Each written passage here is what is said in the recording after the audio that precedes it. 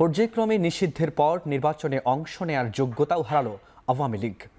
সোমবার নির্বাচন কমিশন সচিবালয়ে কমিশনের দীর্ঘ বৈঠকের পর ইসি সচিব আক্তার আহমেদ জানান, স্থগিত করা হয়েছে আওয়ামী লীগের নিবন্ধন।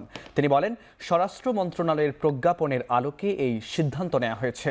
প্রজ্ঞাপন জারির পর বিষয়টি সুরাহা করতে সোমবার প্রধান নির্বাচন কমিশনার সহ অন্যান্য কমিশনাররা বেশ কয়েকবার বৈঠকে বসেন। সবশেষ সন্ধ্যা ৬টার পর থেকে প্রায় ৩.৫ ঘন্টার বৈঠকের পর আওয়ামী লীগের নিবন্ধন স্থগিতের চূড়ান্ত সিদ্ধান্ত হয়।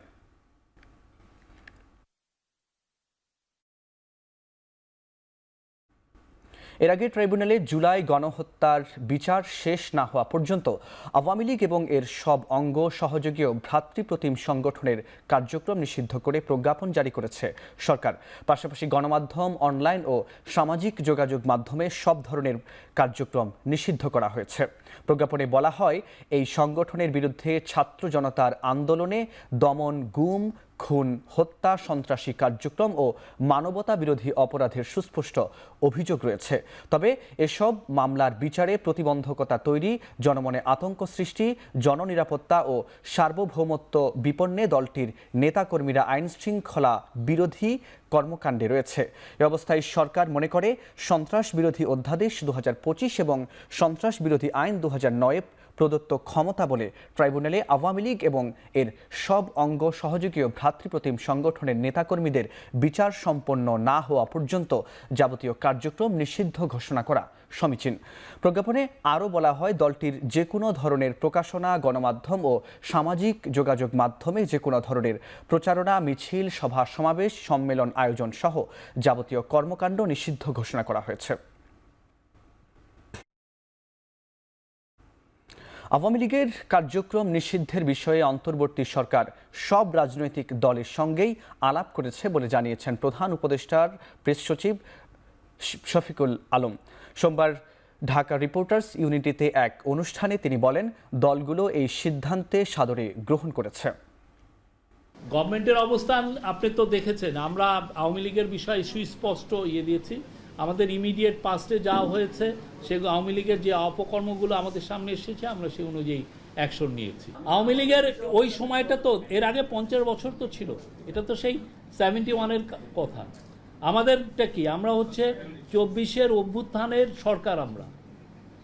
আমরা 24-এর পূর্ববর্তী যে ঘটনাগুলো ঘটেছে সেগুলো নিয়ে আমরা ডিসিশন দিচ্ছি। আগামী 30 কর্মদিবসের মধ্যে জুলাই ঘোষণাপত্র প্রকাশ করা না হলে মানুষ আবারও রাজপথে নেমে আসবে বলে হুঁশিয়ারি দিলেন জাতীয় নাগরিক পার্টি এনসিপির সদস্য সচিব আক্তার হোসেন। রাজধানীর বাংলা মোটরে আওয়ামী লীগের কার্যক্রম নিষিদ্ধের প্রজ্ঞাপন জারির এক প্রতিক্রিয়ায় সামান্তা শারমিন বলেন, আওয়ামী লীগকে বিচারিক প্রক্রিয়ার মাধ্যমে রক্ষার চেষ্টা করা হলে ফের মাঠে নামবে ছাত্র জনতা। সম্প্রতি সরকার 30 কার্যদিবস সময় চেয়েছে জুলাই ঘোষণাপত্র প্রণয়ন করবার জন্য। আমরা সরকারের কাছে উদাত্ত আহ্বান জানাই যে 30 কার্যদিবস সময়ের কথা বলা হয়েছে, এই 30 কার্যদিবসের পরে 31 কার্যদিবসের যদি আপনারা চান, তাহলে বাংলাদেশের জনগণ যেভাবে রাজপথে নেমে এসেছিল আবারও রাজপথে নেমে আসবে। আওয়ামী লীগকে পুনর্বাসন করতে চায় বিএনপি, এমন মন্তব্য যারা করে তারা দেশ ও জাতির শত্রু বলে মন্তব্য করেছেন বিএনপির স্থায়ী কমিটির সদস্য মির্জা আব্বাস। সকালে জাতীয় প্রেসক্লাবের আব্দুস সালাম মিলনায়তনে নাসির উদ্দিন আহমেদ পিন্টুর স্মরণ সভায় একথা বলেন তিনি। অন্তর্বর্তী সরকারের দেশপ্রেম নিয়ে প্রশ্ন তুলে মির্জা আব্বাস অভিযোগ করেন, তারা অন্য কারো উদ্দেশ্য বাস্তবায়নে কাজ করছেন। এ অবস্থায় দেশ খুব একটা ভালো অবস্থায় নেই বলেও মন্তব্য করেন তিনি। এছাড়া মানবিক করিডোর ও দেশ বিদেশের উপস্থিতি নিয়েও সরকারের সমালোচনা করেন বিএনপির এই সিনিয়র নেতা।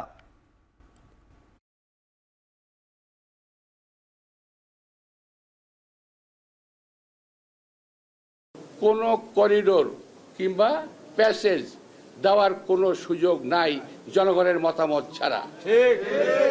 জনগণের ভোটের মাধ্যমে নির্বাচিত সরকার সিদ্ধান্ত নেবে তারা কি করবে। অনেক বিদেশিদের আগমন ঘটেছে, সন্দেহভাজন বিদেশিদের আগমন ঘটেছে, বিভিন্ন সময় তারা বিভিন্ন মিশন নিয়ে আসতেছে। এই সরকারকে আমি আমার কথা বলছি, নিরপেক্ষ ভাবতে আমি পারছি না। তারা কোনো উদ্দেশ্য পারপাস সার্ভ করতেছে এই সরকার।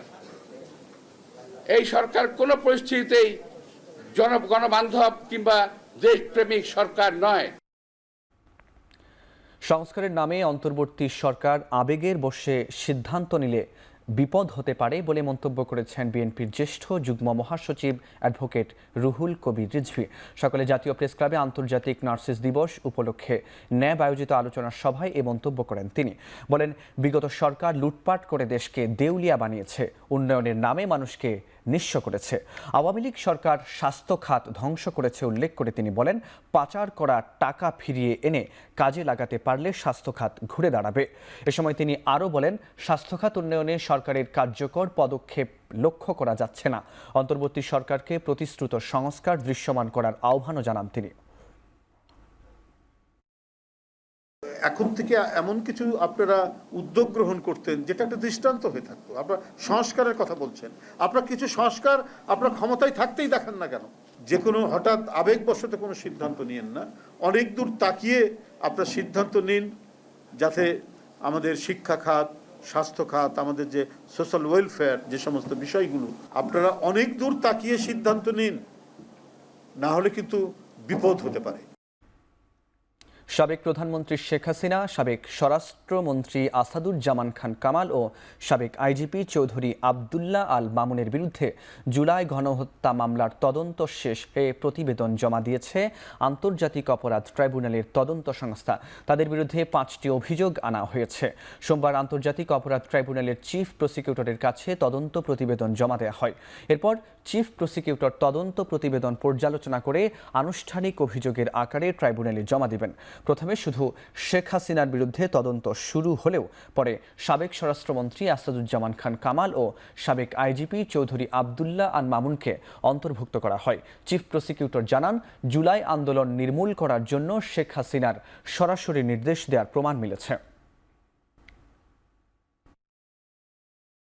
হত্যাকাণ্ড, গুলি করে আহত করা, লাশ পুড়িয়ে দেওয়ার মতো যে সমস্ত অমানবিক কর্মকাণ্ড হয়েছিল সমস্ত বিষয়গুলো তদন্ত করে তদন্তের প্রধান মাস্টার মাইন্ড এবং হুকুমদাতা হিসাবে, সুপিরিয়র কমান্ডার হিসাবে শেখ হাসিনার বিরুদ্ধে তদন্ত রিপোর্ট দাখিল করেছেন এবং তার সাথে তদানীন্তন স্বরাষ্ট্রমন্ত্রী আসাদুজ্জামান খান কামাল এবং আইজিপি চৌধুরী আবদুল্লাহ আল মামুনের বিরুদ্ধে রিপোর্ট দাখিল করেছেন। চিফ প্রসিকিউটর আইন অনুযায়ী এই সমস্ত রিপোর্ট, তথ্য প্রমাণাদি, আলামত সব কিছু বিশ্লেষণ করার পরে তিনি যদি মনে করেন যথেষ্ট প্রমাণাদি পাওয়া গিয়েছে, তাহলে তিনি সেগুলোর ভিত্তিতে আনুষ্ঠানিক অভিযোগ অর্থাৎ ফর্মাল চার্জ আন্তর্জাতিক অপরাধ ট্রাইব্যুনাল বরাবরে বিচারের জন্য দাখিল করবেন। এদিকে রাজধানীর উত্তরায় জুলাই আগস্টের মানবতা বিরোধী মামলার তদন্ত প্রতিবেদন 20 জুলাই এবং শাপলা চত্বর হত্যা মামলার তদন্ত প্রতিবেদন 12 আগস্ট দাখিলের নির্দেশ দিয়েছেন ট্রাইব্যুনাল। সকাল 10টায় এ দুটি মামলায় ঢাকা উত্তর সিটির সাবেক মেয়র আতিকুল ইসলাম এবং সাবেক সেনা কর্মকর্তা জিয়াউল আহসান, সাবেক স্বরাষ্ট্র প্রতিমন্ত্রী শামসুল হক টুকু সহ 13 জনকে হাজির করা হয়। এর আগে তাদের মানবতা বিরোধী অপরাধের অভিযোগে গ্রেপ্তার দেখিয়ে কারাগারে পাঠানোর নির্দেশ দেন ট্রাইব্যুনাল। এদিকে শাপলা চত্বর হত্যাকাণ্ডে শেখ হাসিনা, মহিউদ্দিন খান আলমগীর, ইমরান এইচ সরকার সহ 5 জনের বিরুদ্ধে গ্রেপ্তারি পরোয়ানা জারি করেছে ট্রাইব্যুনাল।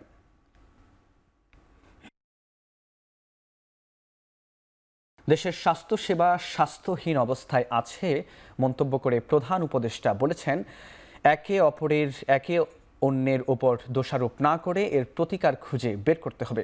তিনি বলেন, অন্তর্বর্তী এই সময়ের মধ্যে এমনভাবে সেবার পরিবেশ তৈরি করতে হবে যেন ভবিষ্যতের কোনো সরকারই এর থেকে বের হতে না পারে। তেজগাঁওয়ে প্রধান উপদেষ্টার কার্যালয়ে আয়োজিত এক সিভিল সার্জন সম্মেলনে তিনি এসব কথা বলেন। আমরা আজকে যারা এখানে বসে আছি এই পুরো মজলিসে, এটাই হলো বাংলাদেশের স্বাস্থ্যসেবা। এখানে শেষ, পেছনে ফিরে সামনে দিকে লাভ নেই। আমরা দিলে হয়, আমরা না দিলে হয় না। আমরা দিলে এটা পাল্টে ফেলতে পারে, আমরা না দিলে এটাকে আরো বড় গহ্বরের মধ্যে ঢুকিয়ে দিতে পারে। এমন প্যাচ কষে দেবো কোনো সরকারের সাধ্য নেই এটা থেকে বেরিয়ে আসে। আমরা একটু মনোযোগ দিলে আমাদের নিজেদের চিন্তাটাকে সেভাবে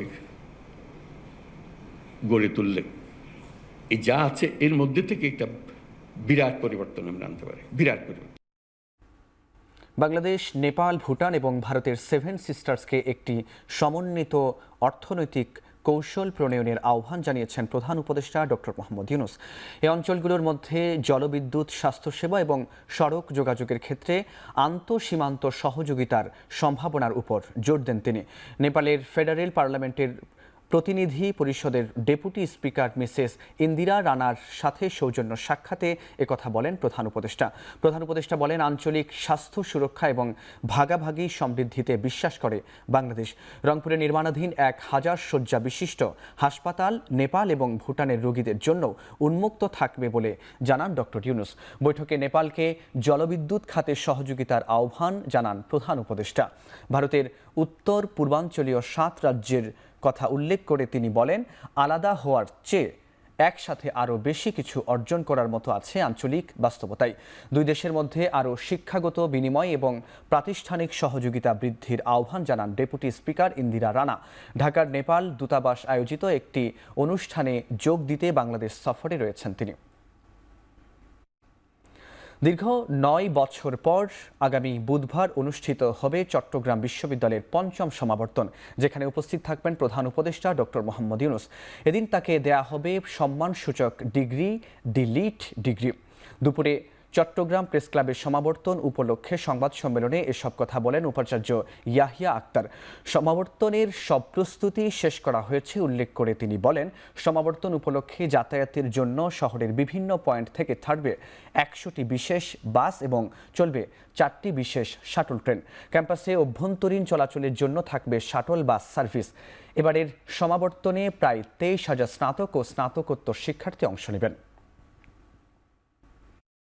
আমাদের সিন্ডিকেটে আমরা সর্বসম্মতভাবে সিদ্ধান্ত নিয়েছি যে আমরা আপনাকে সম্মানের সাথে চট্টগ্রাম বিশ্ববিদ্যালয় ক্যাম্পাসে নিয়ে যাব এবং সেখানে একটা সমাবর্তনের মাধ্যমে আপনাকে ডিলিট ডিগ্রি দিয়ে সম্মানিত করব। তাহলে এটাকে একটা মেগা সমাবর্তন বলতে হবে। রেকর্ড সংখ্যক মানুষ এখানে হাজির হবে।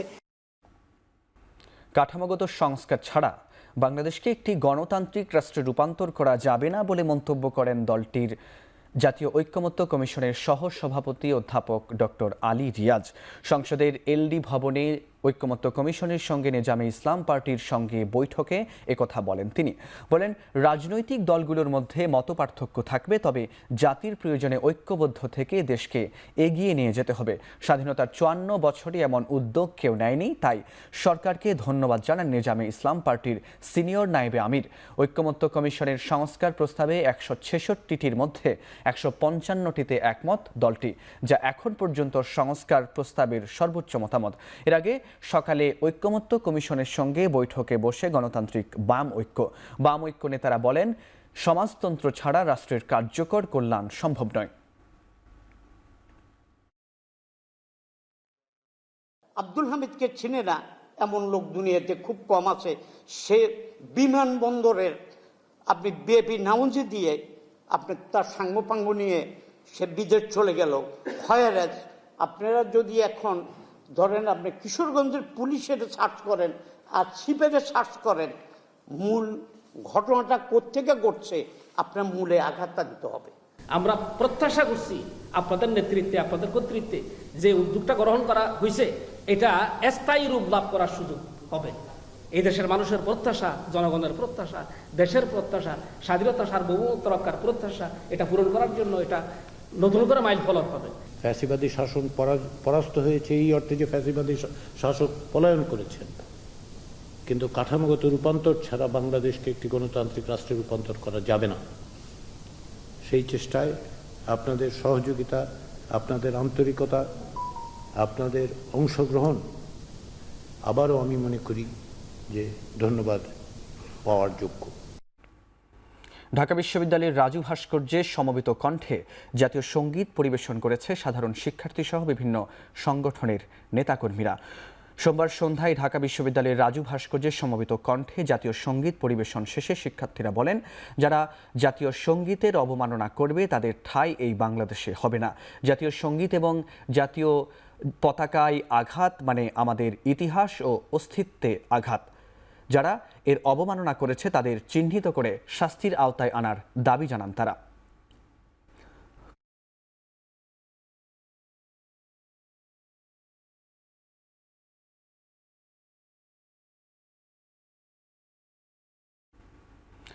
বাংলাদেশের জন্য $5 মিলিয়ন সহায়তা ঘোষণা করল ডেনমার্ক।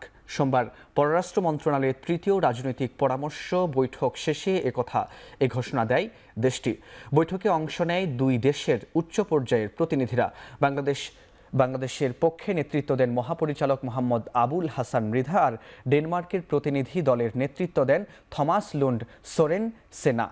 বৈঠক শেষে বৈঠকে উপস্থিত ছিলেন বাংলাদেশে নিযুক্ত ডেনিশ রাষ্ট্রদূত ও ডেনমার্কের নিযুক্ত বাংলাদেশের রাষ্ট্রদূত। দ্বিপাক্ষিক সম্পর্কের অগ্রগতি মূল্যায়নের পাশাপাশি বাণিজ্য, বিনিয়োগ, জলবায়ু পরিবর্তন, নবায়নযোগ্য জ্বালানি, শিক্ষা ও প্রযুক্তি সহযোগিতা নিয়ে আলোচনা হয়। পাশাপাশি তৈরি পোশাক খাতে সার্কুলার ইকোনমি নিয়ে নতুন কৌশলগত সহযোগিতার আগ্রহ প্রকাশ করেছে ডেনমার্ক। চতুর্থ রাউন্ডের বৈঠক অনুষ্ঠিত হবে ডেনমার্কের কোপেনহেগেনে।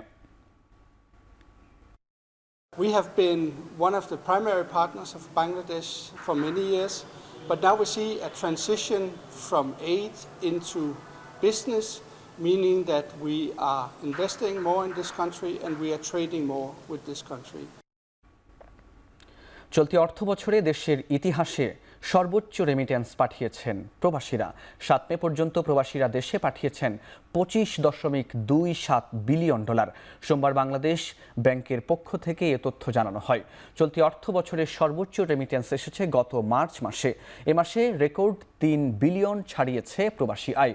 এছাড়া এপ্রিল মাসে প্রবাসী আয় $2.75 বিলিয়ন ছাড়িয়ে যায়।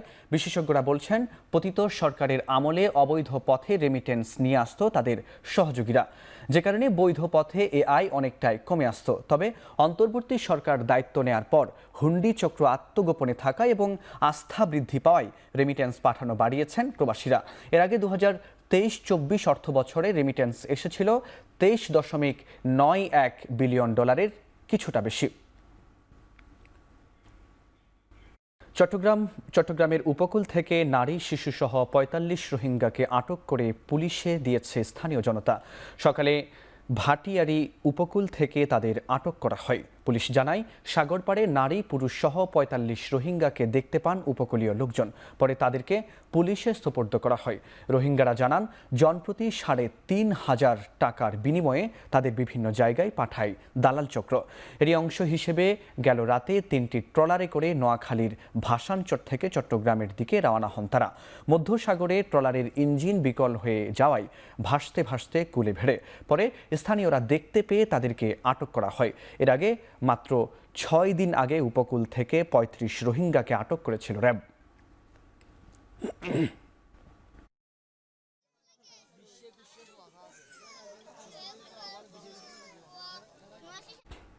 সুন্দরবনের নদীপথ দিয়ে ভারত থেকে 78 জনকে অনুপ্রবেশ করিয়েছে বিএসএফ ও ভারতীয় নৌবাহিনী।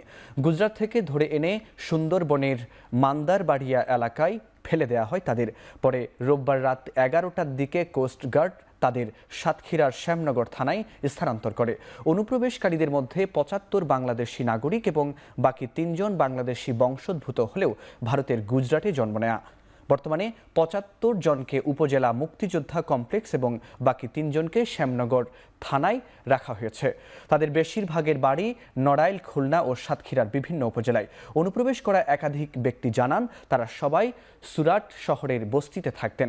গত 26 এপ্রিল স্থানীয় প্রশাসন তাদের বস্তি গুড়িয়ে দেয় এবং রাতেই সবাইকে আটক করে। পরে বিমানে করে তাদের কলকাতায় আনা হয়। এরপর সেখান থেকে জাহাজে করে সুন্দরবনের মান্দারবাড়িয়া এলাকায় নিয়ে আসা হয়। এক পর্যায়ে সেখান থেকে ছেড়ে দেওয়া হয়।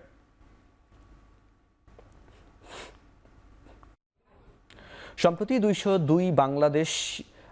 202 জনকে বাংলাদেশে পুশ ইন করেছে ভারত।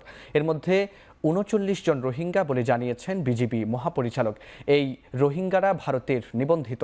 সচিবালয়ে আইন শৃঙ্খলা বিষয়ক সভা শেষে তিনি একথা জানান। বাংলাদেশি পাওয়া গেছে, তাদেরকে প্রশাসনের মাধ্যমে তাদের নিজ নিজ এলাকায় প্রত্যাবর্তনের বিষয়টি প্রক্রিয়াধীন আছে। আবার এর মধ্যে 39 জন রোহিঙ্গা পাওয়া গেছে। এই রোহিঙ্গা যারা আমাদের এফডিএমএন ক্যাম্পে বিভিন্ন সময় রেজিস্টার্ড ছিল, আমাদের RRRC আর UNHCR এর মাধ্যমে তাদেরকে ক্যাম্পে ফেরত পাঠিয়েছি। কিছু রোহিঙ্গা পাওয়া গেছে যারা ভারতের UNHCR এর রেফিউজি, ওইখানে রেজিস্ট্রেশন করা, আইডি কার্ডও আছে। এটা আমরা এই আমাদের দেশীয় UNHCR এর মাধ্যমে, আমাদের পররাষ্ট্র মন্ত্রণালয়ের মাধ্যমে এই জিনিসটা আমরা সবাইকে জানাতে চাই যে এটি একটি মানবাধিকার লঙ্ঘনের শামিল। পিলখানা হত্যাকাণ্ডের বিস্ফোরক আইনের মামলায় জামিন পেলেন হত্যা মামলায় খালাস পাওয়া আরও 40 জন আসামি। সকালে জামিনের এ আদেশ দেন ঢাকার বিশেষ ট্রাইব্যুনাল 2 এর বিচারক মোহাম্মদ ইব্রাহিম মিয়া। এর আগে একই মামলায় জামিনে মুক্তি পেয়েছিলেন 178 জন আসামি। আদেশের পর জামিনপ্রাপ্তদের স্বজনরা আদালত প্রাঙ্গণে উচ্ছ্বাস প্রকাশ করেন। রাষ্ট্রপক্ষের আইনজীবীরা বলেন, খালাস পাওয়ার পর দীর্ঘদিন কারাগারে আটকে থাকায় আইনি প্রক্রিয়ায় মানবিক দিক বিবেচনায় 40 জনকে জামিন দিয়েছেন।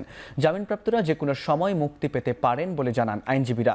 বিডিআর হত্যাকাণ্ডের বিস্ফোরক মামলায় এখন পর্যন্ত 287 জনের সাক্ষ্য গ্রহণ হয়েছে।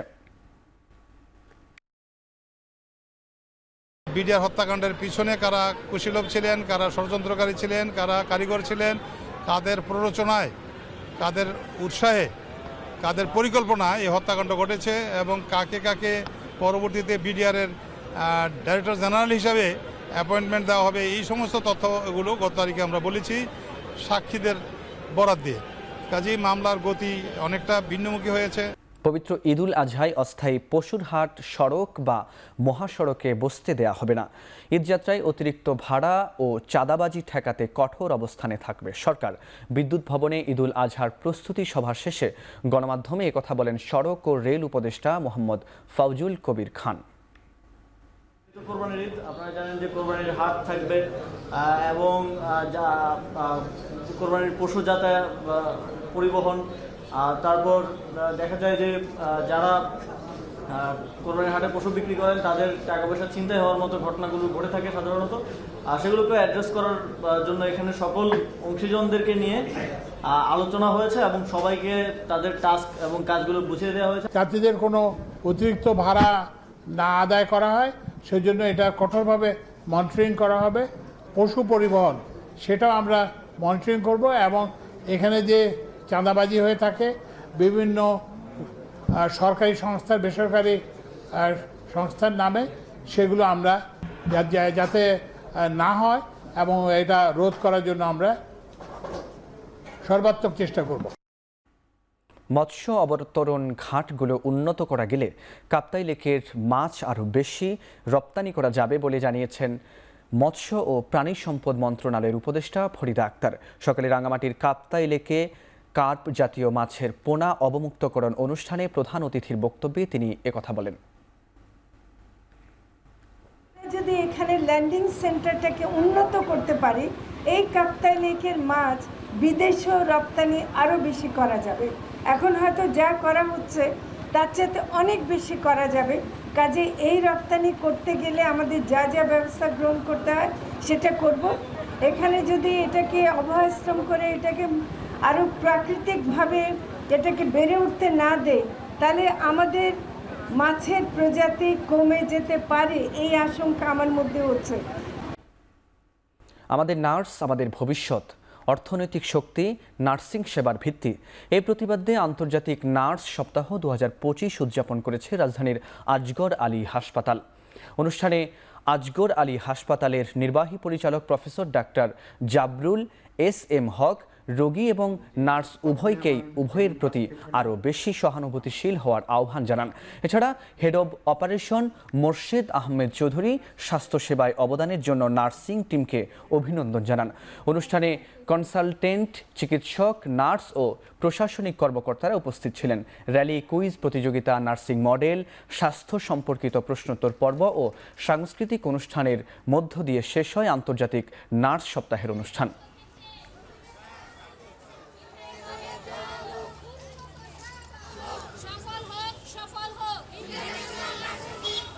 নার্সিং এডুকেশন যেটা আছে সেটাকে যেন আমরা আরও এগিয়ে নিতে পারি, সেবার মানকে উন্নত করা, সেবার দেওয়ার পরিবেশ সৃষ্টি করা এবং সেই অনুপাতে মানুষের মধ্যে আপনার সচেতনতা বৃদ্ধি করা এবং তাদেরকে আমরা ব্যক্তিগতভাবে আমাদের প্র্যাকটিস, আমাদের হসপিটালে, আজগর আলী হসপিটালে, যে আমাদের নার্সের সম্মান যেন আমরা বজায় রাখি, তাদেরকে উপযুক্ত কাজের পরিবেশ আমরা যেন দিতে পারি।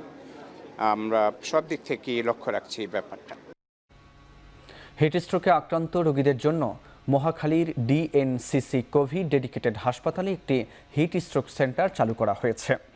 অতিরিক্ত তাপমাত্রার কারণে আক্রান্ত ব্যক্তিদের উত্তর সিটি কর্পোরেশন পরিচালিত এই হাসপাতালে বিনামূল্যে চিকিৎসা দেওয়া হবে। রোগীদের জন্য থাকছে সব ধরনের সুবিধা,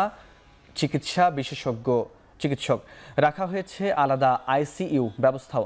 জাতীয় জরুরি সেবা 999-এ হিট স্ট্রোক সেন্টারের সেবা যুক্ত করা হয়েছে, যেখানে ফোন করলে এ সংক্রান্ত বিস্তারিত তথ্য জানতে পারবেন রাজধানীবাসী।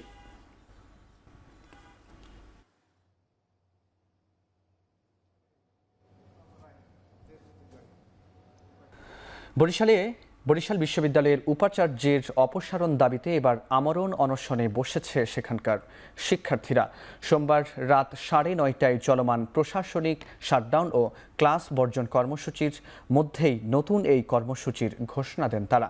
এরই প্রেক্ষিতে রাত 11:30টায় নানান স্লোগানের প্লেকার্ড হাতে আমরণ অনশনে বসেন শিক্ষার্থীরা। এ সময় শিক্ষার্থীরা বলেন, উপাচার্যকে ক্যাম্পাসে অবাঞ্ছিত ঘোষণা করা হয়েছে। আন্দোলনের কোনো পর্যায়ে তিনি শিক্ষার্থীদের সাথে যোগাযোগ করেননি, অথচ শেষ মুহূর্তে ফেসবুক লাইভে এসেছেন।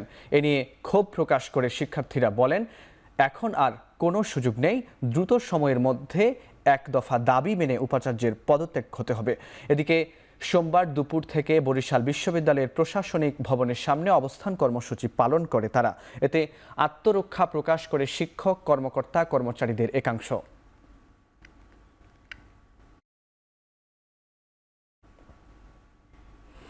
হবিগঞ্জে দুপক্ষের সংঘর্ষে পুলিশ সহ 30 আহত হয়েছেন। দুপুরে শহরের শায়েস্তানগর এলাকায় এ সংঘর্ষের ঘটনা ঘটে। পুলিশ জানায়, বেলা 1:30টার দিকে যাত্রী ওঠানো হলে বেহুলা ও শায়েস্তানগর এলাকায় দুই রিকশা চালকের মধ্যে বাকবিতণ্ডা হয়। এর জেরে দুই এলাকার বাসিন্দারা দেশীয় অস্ত্রশস্ত্র নিয়ে সংঘর্ষে জড়িয়ে পড়ে। প্রায় ঘণ্টাব্যাপী চলা এর সংঘর্ষে সদর মডেল থানার ওসি ও 5 পুলিশ সহ অন্তত 30 জন আহত হন। খবর পেয়ে পুলিশ ও সেনাবাহিনীর সদস্যরা ঘটনাস্থলে উপস্থিত হয়ে পরিস্থিতি নিয়ন্ত্রণে আনে। তবে এখনও থমথমে পরিস্থিতি বিরাজ করায় মোতায়েন করা হয়েছে অতিরিক্ত পুলিশ।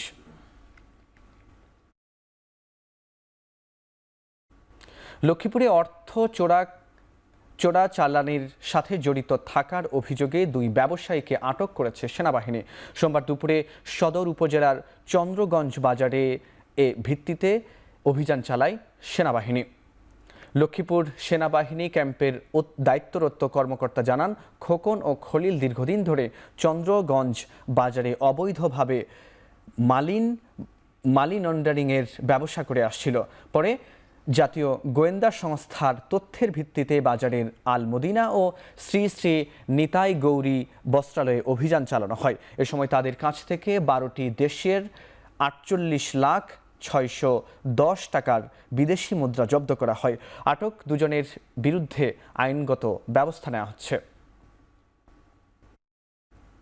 প্রতিকূল পরিবেশে শিক্ষার্থীদের নির্বিঘ্নে স্কুল কলেজে যাতায়াত নিশ্চিতে ফেনীর সোনাগাজীতে 1,500 শিক্ষার্থীর মাঝে ছাতা বিতরণ করা হয়েছে। সোমবার বিকেলে উপজেলার ভবানীচরণ লাহা উচ্চ বিদ্যালয় মাঠে অনুষ্ঠানের আয়োজন করা হয়। অনুষ্ঠানে বক্তারা বলেন, বর্ষা ও প্রখর রোদে শিক্ষার্থীরা যাতে নির্বিঘ্নে স্কুলে যাতায়াত করতে পারে তাই এমন উদ্যোগ নেওয়া হয়েছে।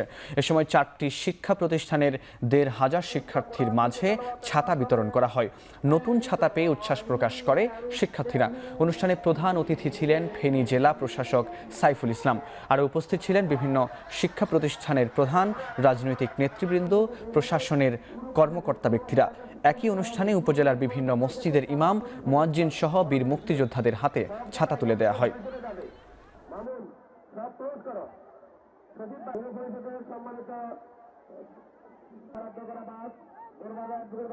এবার আন্তর্জাতিক প্রসঙ্গ। পাকিস্তান অধিকৃত কাশ্মীর ফেরত দেয়া না হলে জম্মু কাশ্মীর ইস্যুতে ইসলামাবাদের সঙ্গে কোনো আলোচনা করা হবে না। যুদ্ধবিরতির পর জাতির উদ্দেশ্যে দেয়া প্রথম ভাষণে মোদি একথা জানিয়েছেন। পাকিস্তানের আচরণ পর্যবেক্ষণের ভিত্তিতে সন্ত্রাসবাদের বিরুদ্ধে পরবর্তী পদক্ষেপ গ্রহণ করা হবে বলেও উল্লেখ করেন তিনি। এর আগে সীমান্তের নিয়ন্ত্রণ রেখা থেকে সেনা সংখ্যা কমিয়ে আনার বিষয়ে সম্মত হয় দুই দেশের সামরিক বাহিনী। এক বিবৃতিতে এ তথ্য জানিয়েছে ভারতের সেনাবাহিনী। এদিকে যুদ্ধবিরতির পর টানা দ্বিতীয় দিনের মতো শান্ত ছিল লাইন অব কন্ট্রোল। ঘটেনি কোনো গোলাগুলির ঘটনা। এতে স্বস্তি ফিরেছে ভারতের জম্মু কাশ্মীর ও পাকিস্তানের আজাদ কাশ্মীরের বাসিন্দাদের মধ্যে।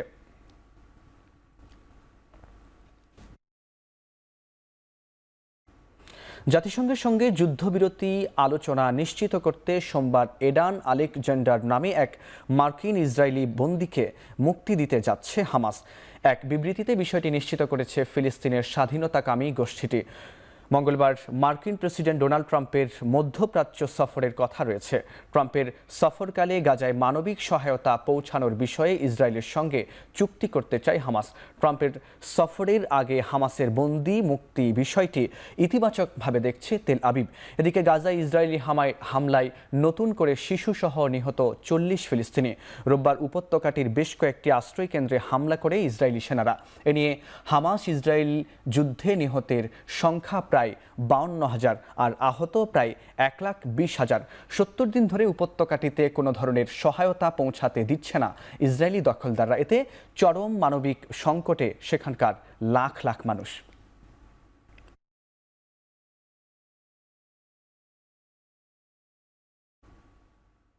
কোনো সিদ্ধান্ত ছাড়াই শেষ হলো ইরান যুক্তরাষ্ট্রের চতুর্থ দফার আলোচনাও।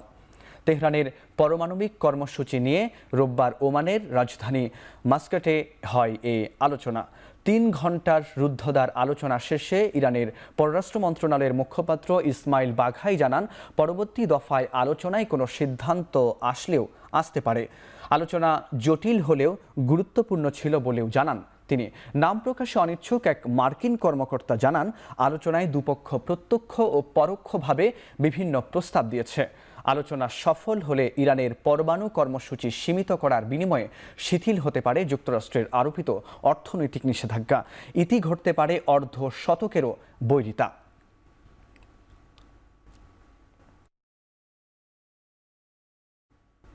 কাতারের পক্ষ থেকে উপহার হিসেবে একটি বিলাসবহুল বিমান উপহার নেওয়ার পরিকল্পনা করছেন মার্কিন প্রেসিডেন্ট ডোনাল্ড ট্রাম্প। তিনি প্রেসিডেন্টের সরকারি উড়োজাহাজ হিসেবে ব্যবহার করবেন আর প্রেসিডেন্ট পদ ছেড়ে দেওয়ার পর ব্যক্তিগত বিমান হিসেবে ব্যবহার করবেন তিনি। বিভিন্ন সূত্রের খবরে বিষয়টি নিশ্চিত করেছে রয়টার্স, যেখানে বলা হয় $40 কোটি মূল্যের বোয়িং 747-8 বিমানটি কাতারের রাজ পরিবারের কাছ থেকে উপহার হিসেবে গ্রহণ করবেন ডোনাল্ড ট্রাম্প, যেখানে থাকবে রাজকীয় সব ব্যবস্থা। যদিও যুক্তরাষ্ট্রের প্রেসিডেন্টের উপহার গ্রহণের বিষয়টি ভালোভাবে দেখছেন মার্কিন রাজনীতিবিদরা। এ নিয়ে ইতোমধ্যেই যুক্তরাষ্ট্র জুড়ে শুরু হয়েছে সমালোচনা। কাতারের পক্ষ থেকে জানানো হয়েছে, বিভিন্ন প্রেসিডেন্টকে বিলাসবহুল বিমান উপহার দেওয়ার বিষয়ে এখনও চূড়ান্ত সিদ্ধান্ত হয়নি।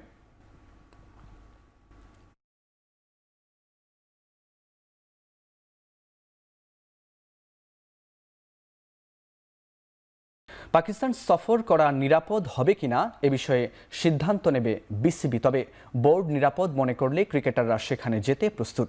টি-20 অধিনায়কের দায়িত্ব নিয়ে সোমবার গণমাধ্যমের মুখোমুখি হয়ে এমনটাই জানিয়েছেন লিটন দাস। দীর্ঘমেয়াদে দায়িত্ব পাওয়ায় ভবিষ্যৎ পরিকল্পনা সহজ হবে বলে মনে করছেন তিনি। আগামী বিশ্বকাপে দল ভালো করবে বলেও প্রত্যাশা লিটনের। পাকিস্তানের বিষয়টা এখন টোটালি ম্যাক্সিমামই সবাই জানে যে কী কারণে পাকিস্তানের ক্রিকেটটা এখন অফ। আমার থেকে হয়তো বা এটা ভালো ডিসিশন দিতে পারবে বিসিবি। ক্যাপ্টেনশিপ করা কঠিন। দেখেন, স্যার যেহেতু বলছে, হয়তো বা উনি অনেক কিছু ফাইন্ড আউট করে জিনিসটা বলেছে। আমি অত লং টাইম কখনো করিনি, সো পার্টিকুলার সিরিজে আমি করেছি, আমার জন্য খুব একটা বদার ফিল হয়নি। যেহেতু এখন লং টাইমের একটা সুযোগ এসেছে, তো প্রত্যেকটা ক্ষেত্রে আমার ফিউচার ওরিয়েন্টেড থাকবো। সো আমি জানি যে আমার এত দূর পর্যন্ত একটা টার্গেট আছে। এখন দেখার বিষয় হচ্ছে যে এই টাইমটার ভিতরে আমি আমার টিমটাকে কতটুকু গোছায় নিতে পারি। বাংলাদেশ জাতীয় ক্রিকেট দলের নতুন পেস বোলিং কোচ হিসেবে নিযুক্ত হয়েছেন সাবেক অস্ট্রেলিয়ান পেসার শন টেইট। 2027 সালের নভেম্বর পর্যন্ত তার সঙ্গে চুক্তি করেছে বিসিবি। সোমবার এক সংবাদ বিজ্ঞপ্তির মাধ্যমে বিষয়টি নিশ্চিত করেছে বোর্ড। নিযুক্তি চূড়ান্ত হলেও 42 বছর বয়সী শন টেইট জাতীয় দলের সাথে যোগ দিবেন চলতি মাসের শেষের দিকে। সেক্ষেত্রে আরব আমিরাত সিরিজে এই অজি কোচকে পাচ্ছেন না জাতীয় দল। টাইগারদের কোচ হওয়ার আগে পাকিস্তান, ওয়েস্ট ইন্ডিজ ও আফগানিস্তানের কোচ হিসেবে দায়িত্ব পালন করেছেন টেইট। পাশাপাশি বিগ ব্যাশ, পিএসএল ও এলপিএল এর মতো ফ্র্যাঞ্চাইজি টুর্নামেন্ট ছাড়াও ইংলিশ কাউন্টি ক্রিকেটেও কোচিং করানোর অভিজ্ঞতা রয়েছে সাবেক অস্ট্রেলিয়ান পেসারের। সবশেষ বিপিএলে চিটাগাং কিংসের হেড কোচ ছিলেন 2007 বিশ্বকাপজয়ী অস্ট্রেলিয়া দলের সদস্য টেইট।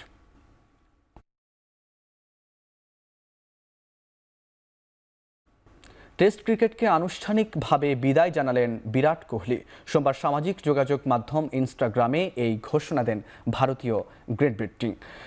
সবশেষ অস্ট্রেলিয়া সফরের পর টেস্ট থেকে কোহলি অবসর নিতে পারেন বলে এমন গুঞ্জন চাউর হয়। সেই সফরে প্রথম টেস্টে সেঞ্চুরি পেলেও বাকি টেস্টগুলোতে পুরোপুরি ব্যর্থ ছিলেন তিনি। অবশ্য ফর্ম পড়তির দিকে থাকলেও ইংল্যান্ড সিরিজের আগে অবসরের ব্যাপারে পুনরায় বিবেচনা করতে বলা হয়েছিল ভারতীয় বোর্ড থেকে।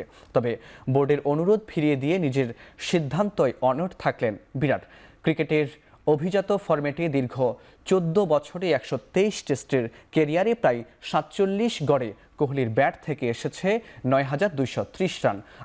আর নামের পাশে লেখা হয়েছে 30টি সেঞ্চুরির পাশাপাশি 31টি হাফ সেঞ্চুরির পরিসংখ্যান।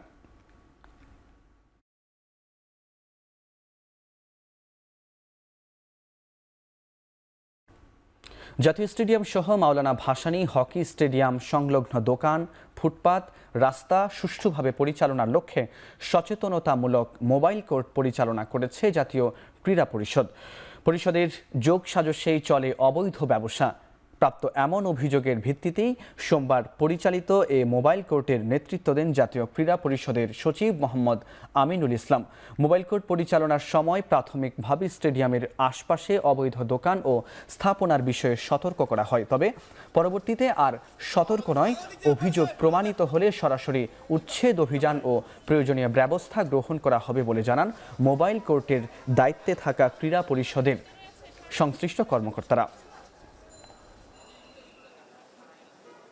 নেক্সট টাইম এখানে রেগুলার মোবাইল কোর্ট করব এবং আইন অনুযায়ী যে যদি কেউ ইলিগেল অকুপাই করে রাখে কিংবা ইলিগেল কোনো কাজ করে, আমরা অবশ্যই আইন অনুযায়ী সেটার মোবাইল কোর্টের অধীনে যেসব ধারা রয়েছে সেসব ধারায় আমরা তাদেরকে সাজার ব্যবস্থা করব। এবং এনএসসির কেউ যদি এগুলিতে সম্পৃক্ত থাকে এবং যদি প্রমাণ পাওয়া যায়, তার জন্য চাকরি বিধিমালা রয়েছে, বিভাগীয় বিষয়াশয়গুলো রয়েছে, সেই প্রেক্ষিতেই ব্যবস্থা নেওয়া হবে। শেষ করছি এখন চারদিক। এখন টেলিভিশন ওয়েবসাইটে দেখতে ভিজিট করুন www.ekhon.tv। এছাড়া ফেসবুকে দেখতে ভিজিট করুন facebook.com/tv.ekhon এবং ইউটিউবে দেখতে ভিজিট করুন youtube.com/t/ekhon tv।